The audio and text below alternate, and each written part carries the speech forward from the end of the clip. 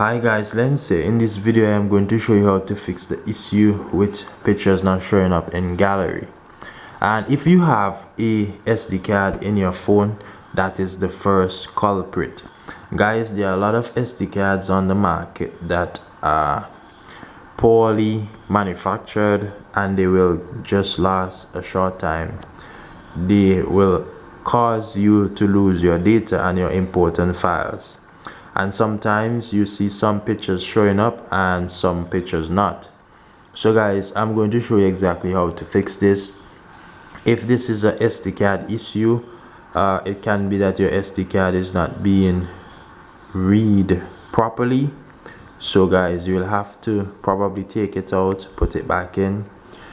You will also need to ensure that it is working properly, so you can put it in a computer and see if the files are accessible.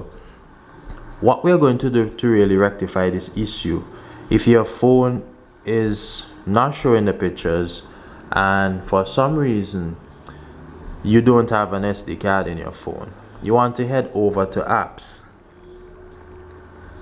Then you want to head to gallery or photos, right? So we are in the gallery. You go here, you want to go to the storage.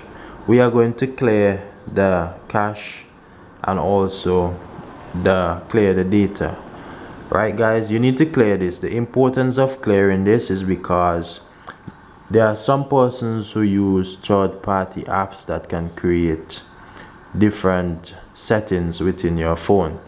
So by resetting this to the default can fix that issue. It says you will lose all data will be deleted permanently. This include all files, settings, accounts, database, etc. So guys, if we clear the data, you will lose all files. So guys, we are going to clear the data here, and this is what we're going to do. Gallery is now reset, so let's go and check out the gallery. As you can see, it just pops up like when we just got the phone brand new. It reset the settings and you will not lose your pictures.